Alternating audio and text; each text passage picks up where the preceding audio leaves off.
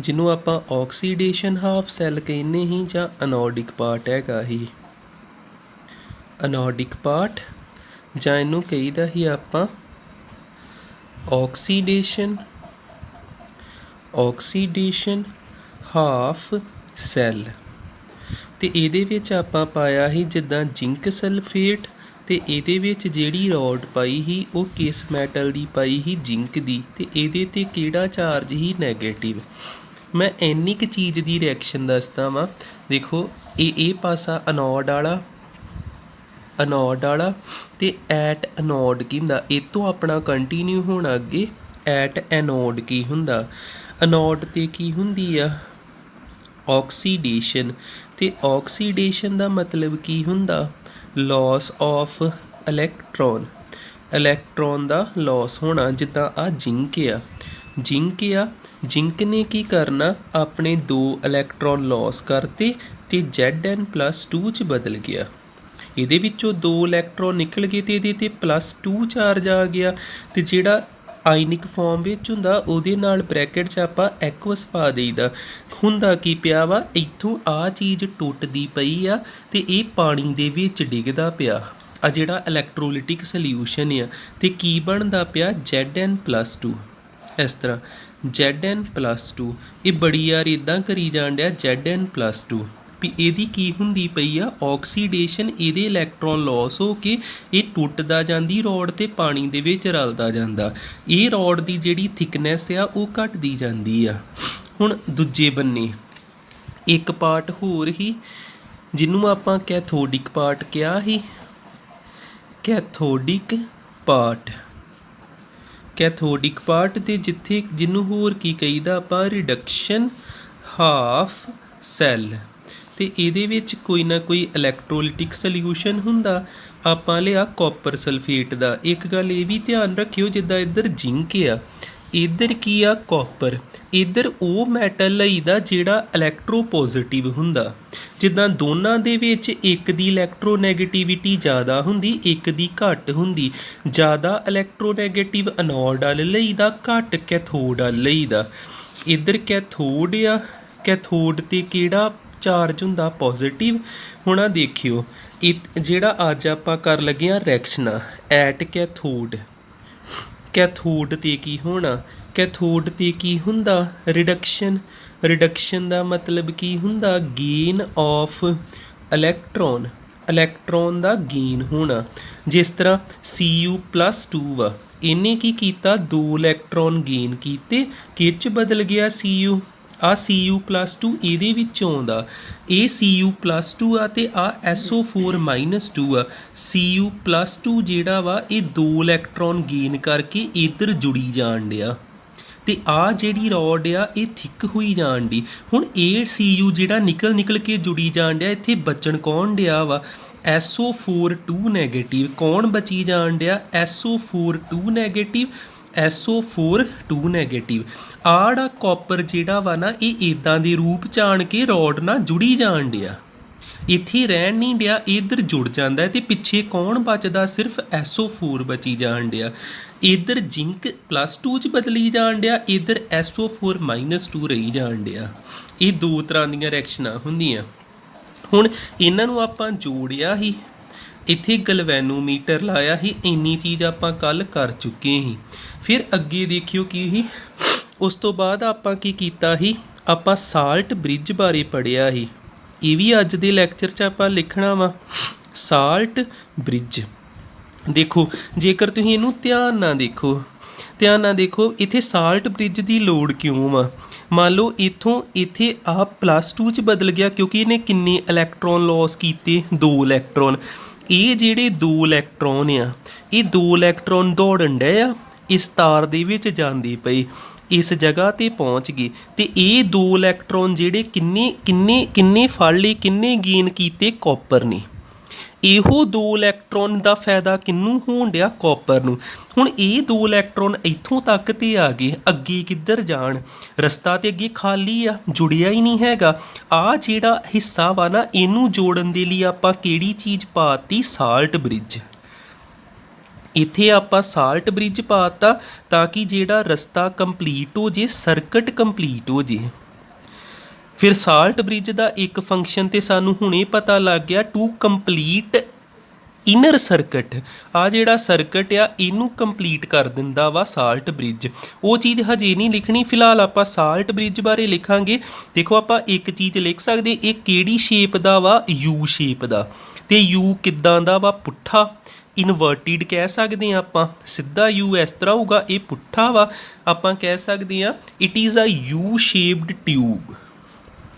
It is a U shaped tube. ਇੱਕ ਚੀਜ਼ ਤੇ ਕਲੀਅਰ ਹੋ ਗਈ।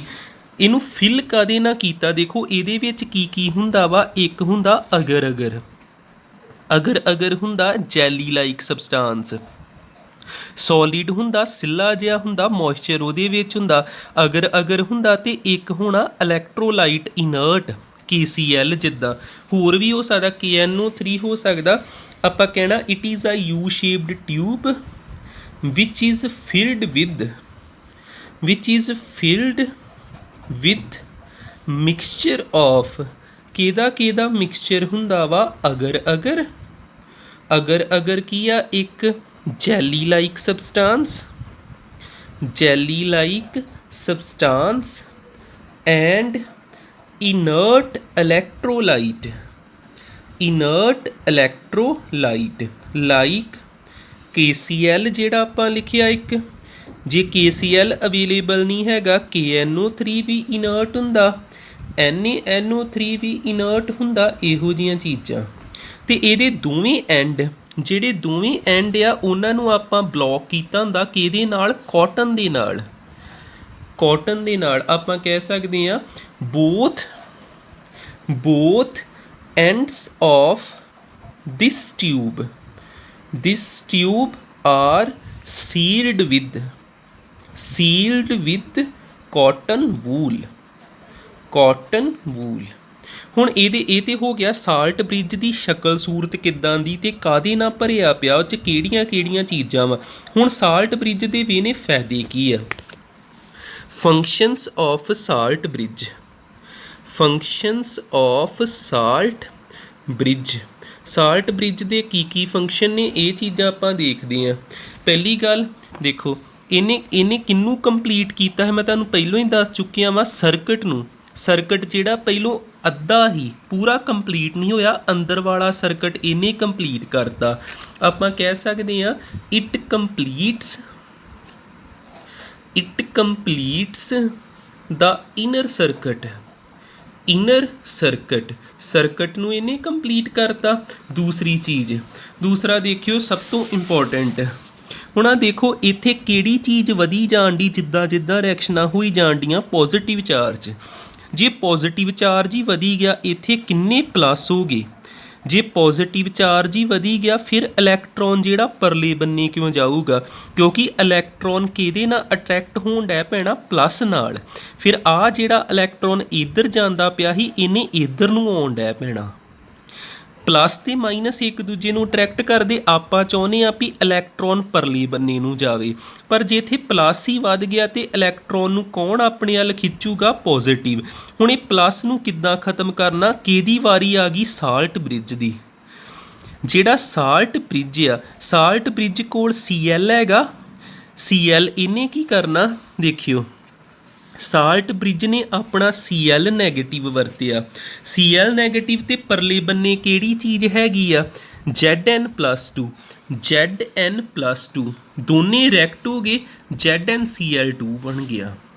ਆੜੀ ਚੀਜ਼ ਬਣ ਜਾਂਦੀ ZnCl2। ਦੇਖੋ ਇਹਨੇ ਕੀ ਕੀਤਾ ਵਾ, ਇਹਨੇ ਆਪਣਾ Cl ਜਿਹੜਾ ਇੱਧਰ ਨੂੰ ਭੇਜਿਆ, ਕਿਹਨੂੰ ਖਤਮ ਕਰਤਾ, ਜ਼ਿੰਕ ਨੂੰ। ਫਿਰ ਇਹਨੇ ਦੂਜਾ Cl ਭੇਜਿਆ, ਫਿਰ ਜ਼ਿੰਕ ਖਤਮ ਹੋ ਗਿਆ। ਫਿਰ Cl ਭੇਜਿਆ, ਜ਼ਿੰਕ ਖਤਮ ਹੋ ਗਿਆ। ਫਿਰ Cl ਭੇਜੂਗਾ, ਜ਼ਿੰਕ ਖਤਮ ਹੋ ਗਿਆ। Cl ਭੇਜੀ ਜਾਣਾ, ਜ਼ਿੰਕ ਖਤਮ ਹੋਈ ਜਾਣੇ, ਇੱਧਰ ਜ਼ਿੰਕ ਰਿਹਾ ਹੀ ਨਹੀਂ ਤੇ ਇਲੈਕਟ੍ਰੋਨ ਆਸਾਨੀ ਨਾਲ ਦੌੜੂਗਾ ਪਰਲੇ ਬੰਨੇ। ਦੂਜੇ ਬੰਨੇ ਦੇਖੋ, ਦੂਜੇ ਬੰਨੇ ਕੌਣ ਵਧਣ ਡਿਆ, ਮਾਈਨਸ। ਕਿਹੜੀ ਚੀਜ਼ ਵੱਧਦੀ ਪਈ ਆ, ਮਾਈਨਸ। ਤੇ ਸਾਲਟ ਬ੍ਰਿਜ ਨੇ ਕੀ ਕੀਤਾ, ਆਪਣਾ ਪਲੱਸ ਭੇਜਿਆ। ਆ ਪਲੱਸ ਜਿਹੜਾ ਇੱਧਰ ਭੇਜਤਾ, K+ ਭੇਜਿਆ, ਦੋਨੋਂ ਜੁੜ ਗਏ, KSO4 ਇੱਥੇ 2 ਆਊਗਾ, K2SO4 ਬਣ ਗਿਆ।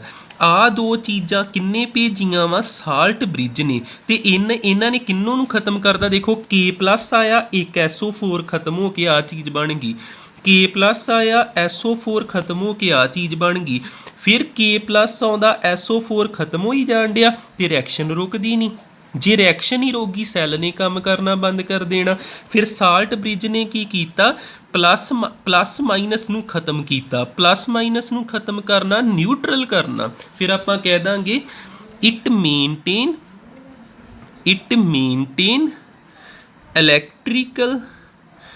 electrical neutrality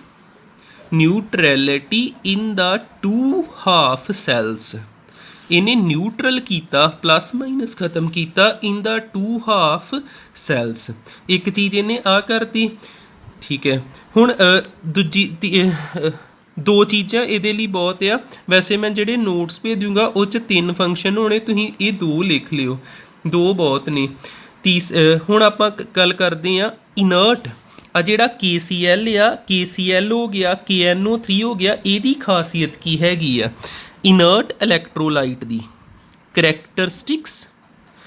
ਕਰੈਕਟਰਿਸਟਿਕਸ ਆਫ ਇਨਰਟ ਇਲੈਕਟ੍ਰੋਲਾਈਟ ਦੇਖੋ ਇੱਕ ਤੇ ਇਹ ਜਿਹੜੀਆਂ ਇੱਧਰ ਧਿਆਨ ਜੇ ਆਪਾਂ ਮਾਰੀਏ ਜਿਹੜੀਆਂ ਆਪਾਂ ਸੈੱਲ ਦੀਆਂ ਰਿਐਕਸ਼ਨਸ ਕੀਤੀਆਂ ਇਹਦੇ ਵਿੱਚ KCl ਦਾ ਕਿਤੇ ਨਾਮ ਹੀ ਨਹੀਂ ਆਉਂਦਾ ਫਿਰ ਇਹ ਸੈੱਲ ਦੇ ਵਿੱਚ ਆਪਣੀ ਰਿਐਕਸ਼ਨ ਤੇ ਕਰਾਉਂਦਾ ਹੀ ਨਹੀਂ ਆ ਤਾਂ ਜੋ ਸੈੱਲ ਖਰਾਬ ਨਾ ਹੋ ਜੇ ਕੋਈ ਡਿਫਿਊਜ਼ਨ ਕੁਝ ਇਦਾਂ ਦੀ ਕਰਦਾ ਹੀ ਨਹੀਂ ਇਹ ਫਿਰ ਇਹ ਸੈੱਲ ਦੀ ਰਿਐਕਸ਼ਨ ਦੇ ਵਿੱਚ ਪਾਰਟੀਸਪੇਟ ਕਰਦਾ ਹੀ ਨਹੀਂ ਇਹਦਾ ਫਾਇਦਾ ਹੋ ਜਾਂਦਾ ਸਾਨੂੰ ਆਪਾਂ ਕਹਿ ਸਕਦੇ ਹਾਂ ਦੋਵੇਂ ਆਇਨ ਭਾਵੇਂ ਉਹ K+ ਆ ਭਾਵੇਂ Cl- ਆ ਦੋਵੇਂ ਸੈੱਲ ਦੀ ਰਿਐਕਸ਼ਨ 'ਚ ਪਾਰਟੀਸਪੇਟ ਨਹੀਂ ਕਰਦੇ both of its ions do not ਜਾਂ should not participate